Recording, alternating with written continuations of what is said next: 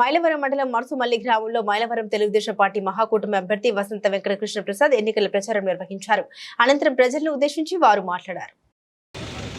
గ్రామాల్లో జరగాల్సిన అభివృద్ధి ఏ మేరకు జరిగింది అని సమీక్షించుకుంటే నేను శాసనసభ్యుడైన తర్వాత తొలి వినతి పత్రం ఈ మైలవరం నియోజకవర్గానికి సంబంధించి రిజర్వాయర్ల కింద చెరువులు మార్చమని ఇచ్చింది తొలి వినతి పత్రం ముఖ్యమంత్రి గారికి.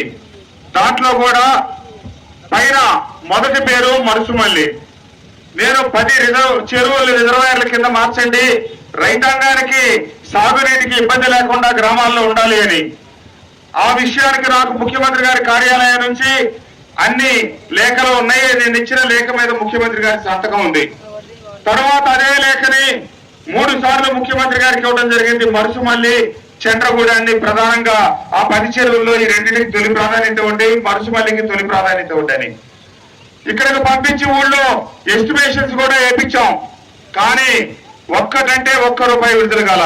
ఒక్క మరుసుమల్లి చెరువే కాదు, నేను శాసనసభ్యుడిగా 5 సంవత్సరాలు మైలవరం నియోజకవర్గ అభివృద్ధి కోసం ముఖ్యమంత్రి గారికి ఎన్నో వినతి పత్రాలు ఇచ్చాను. ఇబ్రహీంపట్నం, కొండపల్లి తాగునీరు కావచ్చు, కొన్ని రహదారులు పాడైపోయినాయి కావచ్చు, ఏది ఇచ్చినా కూడా ఈ 5 సంవత్సరాల కాలంలో ఒక్కటంటే ₹1 కూడా ముఖ్యమంత్రి గారి నుంచి మన నియోజకవర్గానికి అభివృద్ధి నిధులు కేటాయించడం జరగలేదు. అంతేకాదు, మీరందరూ ఆలోచించాలి.